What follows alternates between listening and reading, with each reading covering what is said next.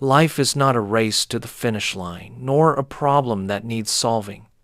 It is a fragile masterpiece created to be felt, to be breathed, to be touched, and to be lived. Yet most of us move through it like prisoners trapped in the cage of time, always rushing, always chasing, always trying to control, as if happiness exists only in some future that has yet to arrive.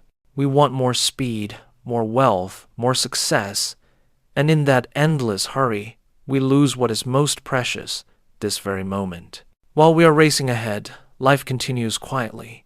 A passing breeze, a gentle glance, a still morning, all slipping away before we even notice what we've missed. The truth is, we don't live in the present. We live in what-ifs. If I had more money, if I were more loved, if I achieved that goal. But even when those ifs become reality, we still feel empty, because the mind addicted to running has forgotten how to stop. Japanese philosophy calls this ichigo ichi, one time, one meeting. Every moment in life is unique, never to return again. The conversation you have today, the sunset you see, the smile you offer someone, all occur only once in the endless flow of time. When you truly understand that, you begin to live differently. You stop trying to possess the moment, and instead, you inhabit it. Buddhism calls this mindfulness, a state of awareness where you are not trapped in the past or future, but fully alive in the now. Not to escape suffering, but to recognize the beauty within it. When you walk, just walk. When you eat, just eat. When you breathe, just breathe. These simple teachings are the doorway to peace. Because when you give your whole presence to even the smallest act, you are no longer torn between what was and what's next. You merge with the moment, and in that union, you are truly alive. Happiness has never been about speed, but about depth of experience. Those who live slowly are not lazy. They are wise enough to know that every second is priceless. Like the cherry blossom that blooms briefly, its fleeting nature is what makes it so beloved. If life stretched endlessly, if everything lasted forever, would we still know how to love, or be moved by fragile beauty? Thus, the art of living does not lie in moving faster, but in knowing when to pause. Pause to hear your own breath, to watch a ray of light fall, to feel the warmth of a cup of tea in your palms. Stopping is not falling behind. It is realizing there is no behind or ahead, only now. And in that now, everything is already enough. So before we speak of philosophy of methods or habits, let us pause and ask ourselves, have we truly lived this moment? Or are we merely passing through it like hurried travelers walking past a masterpiece without stopping to admire it? If life gives us only one chance, one moment, one breath, then this moment is everything. Imagine standing in an early winter morning watching the first snowflakes fall. Each flake is shaped differently, delicate, perfect, and it melts the instant it touches the ground. The scene lasts only seconds, yet in that brief moment you glimpse the essence of life, fragile, temporary, and breathtakingly beautiful. Life is the same, a stream of snowflakes that never repeat. Every second you live, every glance, every word, every breath, all are unique. Once gone, they never return. And precisely because they pass, they become priceless, the ancients said. One meeting once in a lifetime. This is the spirit of Ichigo. Ichi, the Japanese reminder that every encounter, every moment happens only once. When you truly grasp this, the mind awakens. You stop demanding life to be perfect. Stop comparing today with yesterday, and begin to see the sacredness in the ordinary. A falling leaf, a passing breeze, sunlight resting on a table. All of them teach the same lesson, the beauty of impermanence. Impermanence is not loss, it is the breath of life itself. Because everything changes, we can grow, forgive, and love. If cherry blossoms bloomed all year, would we still marvel when they appear? If today were identical to tomorrow, would we still cherish this sunrise? It is impermanence that makes everything precious, because we know it will pass.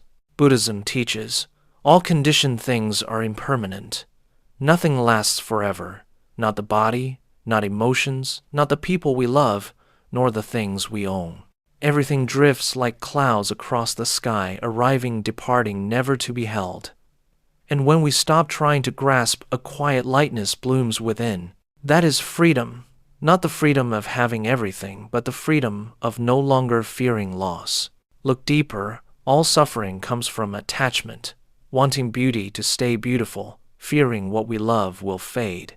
But when you understand that change is the natural law, you no longer resist it. Flowers bloom and wither. The moon waxes and wanes. The tides rise and fall. Change is not a tragedy. It is the nature of existence. And when you accept impermanence, something miraculous happens. You begin to live more deeply. Your morning coffee becomes a ritual, not a routine. A touch, a glance, a smile gains depth because you know it will not happen again. Every moment becomes a sacred gift of the present. To practice impermanence is not to be pessimistic, but to awaken. Each day pause for a few minutes, breathe deeply, and feel life passing through each breath. When you drink tea, just drink tea. When you walk, just walk. When you hear the rain, listen as if it were the last time you could ever hear it. Such wholehearted presence transforms ordinary living into radiance. Impermanence teaches us to love more, to be more grateful, and to live more bravely. Because we know no moment will ever return, and that is precisely what makes life sacred. So, do not fear time's passing. Each melting snowflake makes way for spring. Every ending opens a new beginning. When you truly understand this impermanence is no longer sorrow, it becomes life's most exquisite gift. Imagine a musician tuning his instrument. If he tries to adjust all the strings at once, the sound becomes chaotic. But when he focuses fully on one string at a time, the instrument begins to sing with clarity and harmony. Life is the same. When we try to do too many things at once, we lose the rhythm of our existence. But when we practice single tasking, doing one thing with total presence, we restore balance and discover peace even in the smallest acts. The modern world glorifies multitasking as a sign of productivity. We eat while staring at screens, listen while thinking of something else, speak while our minds wander elsewhere. We live amidst the noise of countless notifications, messages, and images, and gradually forget what it means to truly be alive. The faster we run, the more exhausted we become, the more we take on, the emptier we feel. The mind cannot bloom when it is torn into fragments. Mindfulness is not another task, it is the way we live each task. When eating, just eat. When walking, just walk. When listening, just listen. You don't need to change your job or environment, only how you show up in it. What you do matters less than the quality of the awareness with which you do it. Try eating one meal slowly. Savor the scent, the texture, the sweetness, the bitterness. Notice your hand lifting the spoon, the sound of chewing, the awareness that you are eating. When your mind is present, all the senses awaken. Each bite nourishes not only the body, but also the soul. Or when walking, feel your feet touch the earth, the wind brushing your face, the sounds around you forming the music of life. When you are fully present, even the simplest act becomes meditation. The power of single tasking lies in reclaiming the energy scattered by distraction. Each time you focus on one thing, you pull your mind back to its center. That focus not only makes you more effective, it reconnects you to yourself. In a world overflowing with noise, mindfulness is the most radical act of rebellion. It is a quiet declaration: I choose to be here. I will not let the world carry me away. Of course, mindful living isn't easy. The human mind is like a restless monkey leaping from branch to branch, never still. But it can be trained like a musician who practices daily. Begin with small acts: brushing your teeth, making tea, folding clothes. Each time your mind wanders, gently call it back. Don't scold it, just smile. Every return of awareness is a moment of mastery. With consistent practice, something miraculous happens. Time seems to slow. You no longer feel dragged by life. You begin to lead it. Everything becomes clearer, deeper, more meaningful. The morning cup of coffee turns sacred. A hug, a greeting, a sunbeam, a bird's song, all carry a soul. In this age of distraction, single tasking is meditation. It doesn't require retreating to the mountains, only that you pause and truly be here. Because when you are fully present in one act, you are fully present in life itself. That is mindfulness, the art of living deeply, not by the quantity of what we do, but by the quality of every moment we live. Imagine walking down a long road, carrying 2 heavy suitcases, one filled with regrets of the past, the other packed with worries about the future. Each step feels heavier, each breath harder. Then you realize, no one asked you to carry them. You chose to. Life itself is light. It is the mind that makes it heavy. We often look back on the past with a sigh. If only I had done things differently. But no matter how deeply we regret, time does not rewind. The past is a film that has finished. No matter how many times we replay it, the ending doesn't change. In the future we fear what hasn't yet happened. What if I fail? What if I'm not enough? These questions have no answers, only fuel more confusion. And in that cycle, we lose the only thing that truly belongs to us, the present moment. The Buddha taught, do not dwell in the past, do not dream of the future. The awakened one lives fully in the present. Only when we pause can we see that peace doesn't exist on either side of time, but in between, right here, right now. The past has already taught us what it needed to. The future will arrive when we are ready. The present is the only gift already open in our hands. Regret is not the enemy, it is a teacher. If we listen, it helps us grow. But if we cling to it, it becomes a chain. Ask yourself, what is this trying to teach me? And once the lesson is learned, let it go. Forgiving others frees them. Forgiving yourself frees you. No one is perfect in the lifelong art of being human. And anxiety is simply imagination without direction. It borrows energy from the present to feed fear about the future. Yet notice, this 90% of what we worry about never happens. The mind invents thousands of scenarios for problems that may never come. Meanwhile, the breath real here, now, is forgotten. When anxiety arises, stop and return to your body. Inhale deeply. Feel the air filling your chest, the warmth spreading through your body. Look around. The sky is still blue, the ground still steady, the world still calm. In this moment, you are safe.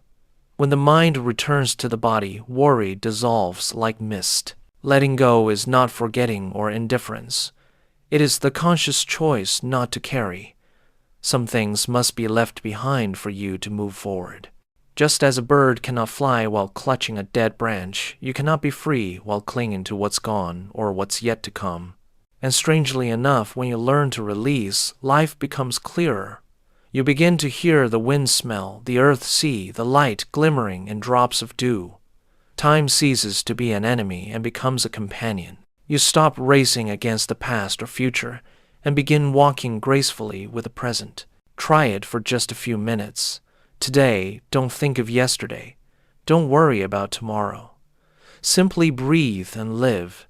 You'll realize something wondrous. The world keeps turning, and you're still whole. Peace is not a destination, it's the natural state of a mind that no longer clings. When you set down the weight of the past and the worry of the future, you lose nothing, you simply regain yourself. Love doesn't fade because of time. It fades because we stop being present in it. Amid the rush of modern life, we speak words of love out of habit, listen with half a mind, and touch one another with hands already occupied. Love grows distant, not because the feeling is gone, but because presence has disappeared. Two people can be close in distance, yet worlds apart in spirit. And often only when it's too late do we realize we had never truly seen the other person with awakened eyes. In Japanese philosophy, ichigo ichi means one time, one meeting. Every encounter, whether with a loved one or a stranger, whether a long embrace or a passing glance, happens only once in a lifetime. When we understand, this love deepens, because we know every moment together is as precious as the last. There are no more "I'll tell them tomorrow" or "we'll meet again soon," because in the truth of impermanence, tomorrow may never come. The Buddha taught that one who is fully present is one who truly loves. To love is not merely to feel, but to attend. When you listen to someone, listen as if that were the only thing that exists. When you hold a hand, let your hand be still, not hurried, not distracted. When you say "I love you," let it come from your heart, not from routine. Only then does the energy of love flow completely, and only then does the other person truly feel touched. Think of the last time you really listened to someone without interrupting, without checking your phone, without planning what to say next. When your attention is total, something extraordinary happens. You don't just hear them, you understand them. You feel what they cannot yet say, and between two hearts arises a quiet harmony beyond words. To love deeply requires no grand gestures, only a heart full of gratitude. Grateful that the other person exists, that you can see them, touch them, share a stretch of the road together. When you look at your loved ones with grateful eyes, the ordinary becomes sacred. A simple meal, a hug, a message asking "How are you?" What once seemed mundane turns miraculous. But to love deeply, you must also accept impermanence. Love is like a sandcastle, beautiful yet fragile. Because we know the tide will come, we shape each tower with care, fully present in every detail. Likewise, because we know each encounter may be the last, we live more fully in every gaze, every word.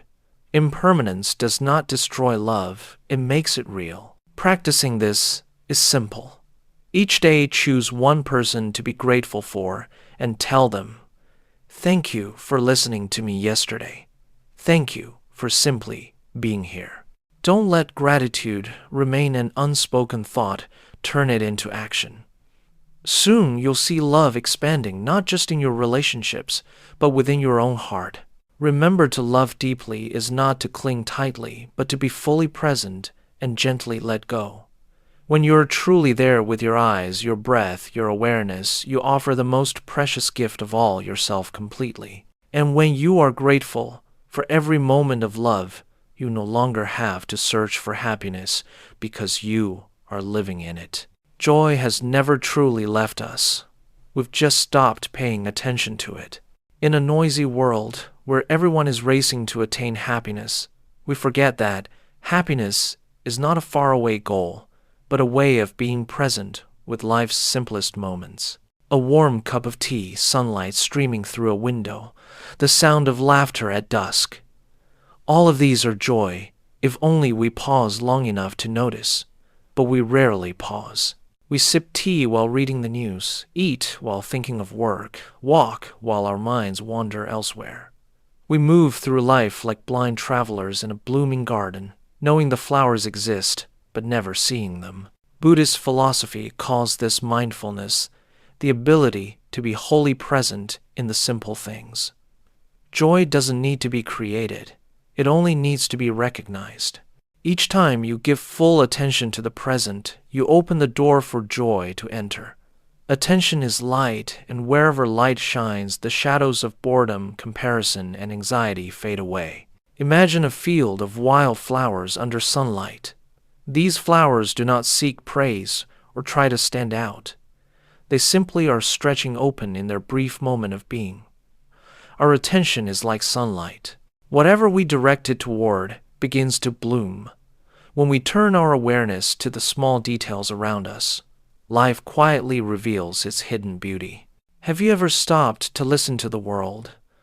The morning song of birds, the rustle of wind through leaves, the rhythm of rain on a rooftop. These are not just sounds, but the heartbeat of life itself. When we truly listen, each moment becomes music.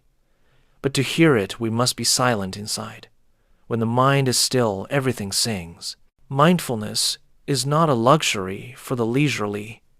It is the art of living for those who know life is short and too precious to waste in distraction. You can practice it right now. Gaze at a glass of water, feel its warmth in your hand, listen to your own breathing.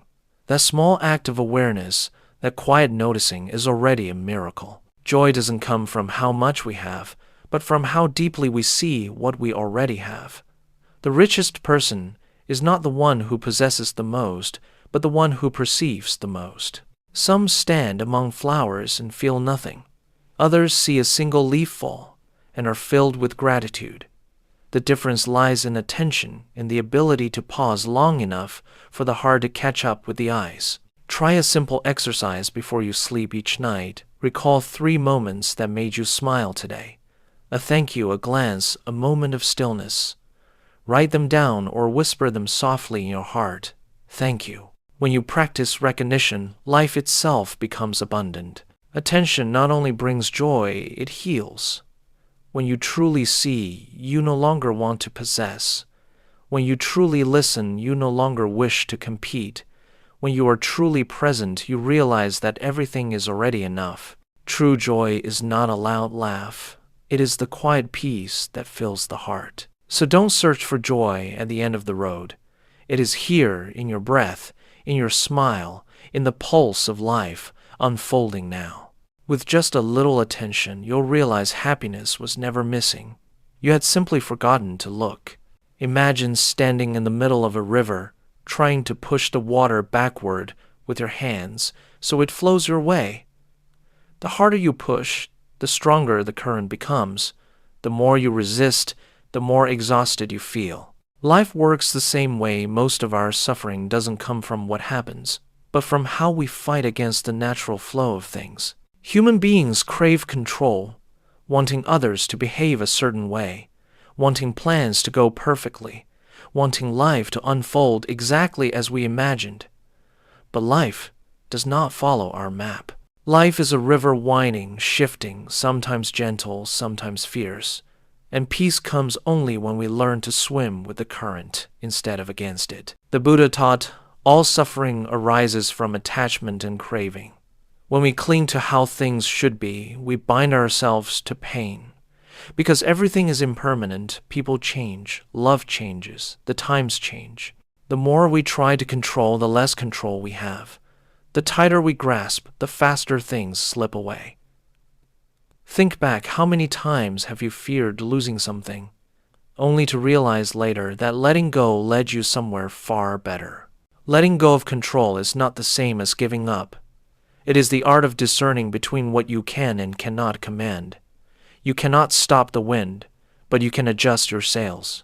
You cannot rewrite the past, but you can choose the lesson it teaches. You cannot predict the future, but you can strengthen your spirit to meet it with calm. When you focus on what you can do, instead of worrying about what you can't, your heart naturally feels lighter. Sometimes, adversity is the fire that purifies us. No one matures in comfort. We only grow through challenge. Gold does not fear the fire, because it knows the flame cannot destroy its essence. It only makes it shine brighter. So it is with us. Every loss, every stumble is a test, revealing the strength that peace alone could never uncover. Challenges do not come to break us. They come to make us real. Think of a hardship you once believed you would never survive, and yet you did. Looking back, perhaps that very trial made you wiser, more patient, or more compassionate. Hardship is a stern but fair teacher. It never arrives to punish, only to teach lessons no classroom ever could. When facing difficulty, do not ask, "Why me?" Ask instead, "What is this teaching me?" The first question traps you in resentment. The second opens the door to wisdom. Every wound carries a message, and when you listen, pain turns into light. Sometimes, letting go means releasing the idea that life must always go smoothly, for it is often the unexpected turns that bring you to where you truly belong. Like a sailor who insists on a straight course will run aground, but one who learns to move with the water will reach farther shores. Letting go is trusting that the universe has its own order. It is realizing that not everything requires a plan. Some things only require faith. Faith that you will learn, adapt, rise, and grow. And when you stop trying to control life, stops feeling threatening, and starts feeling wondrous. Because instead of fearing the unknown, you begin to trust your ability to meet it. So next time the current of life carries you somewhere you didn't expect, don't fight it. Let go, float, and allow the flow to teach you how to swim. Life doesn't need your control. It needs your trust, your courage, and your willingness to grow. Imagine a garden longing for rain. No matter how many seeds you plant without water, they will wither and never bloom. Life is the same. The seeds of your dreams, love and peace will only grow when nourished with intention. To live with intention means you don't let life pass by randomly. You choose how to live, how to love, and how to show up for every moment. It's not about living faster, it's about living with direction. In Buddhism, intention is not about force. It is about awareness in each choice. Every morning when you wake up, you can ask, what energy do I want to bring into the world today? In doing so, you plant a seed. Throughout the day, every action and every word becomes the way you water that seed. Gradually, those seeds of goodness bloom into habits, into character, and eventually into destiny. Living intentionally also means knowing what to let go of. A tree can only grow taller when it dares to shed its old leaves. Likewise, we must learn to prune draining relationships, habits that cloud the mind, expectations that no longer fit who we are. Letting go is not loss. It is creating space for renewal. Like a tree after pruning, though it looks bare, that is precisely when it begins to grow stronger than before. When you know what you're living for, even the smallest actions become sacred. A cup of tea, a hug, an hour of work all carry meaning because you are no longer living unconsciously. You stop letting the world decide your mood. You begin designing your inner state. And the miracle is this: when you live with intention, happiness no longer hides in some special day. It is already here in the things you do wholeheartedly. But living with intention doesn't mean living rigidly or seriously all the time. Sometimes the greatest intention is to relax, to choose joy even when life isn't perfect, to smile amidst imperfection. For life will never be flawless, but the way we live can make it feel complete. When you appreciate small things, pause to breathe and listen instead of judging, you are practicing love, not just for others, but for life itself. To love life is not to say everything is perfect, but to see beauty even in what is not. It is to know that every moment is precious, whether happy or sad, because it will never return. Happiness doesn't live in what we achieve, but in how we experience what we already have. You don't need to change the world to love it. You only need to open your heart enough to see that it has always been beautiful. And one day you'll realize life was never meant to be conquered, only to be embraced. When your mind is still, everything is enough. When you live with intention, every moment becomes music, every breath becomes poetry, and every day becomes a celebration of being alive. So live as if each moment were your last gift. Drink slower, listen deeper, love softer, breathe, give thanks, and whisper to yourself, "Today, I truly lived." For life doesn't need to be long, only deep. And when you live with intention, loving life in every moment, you have already found the shortest path to peace.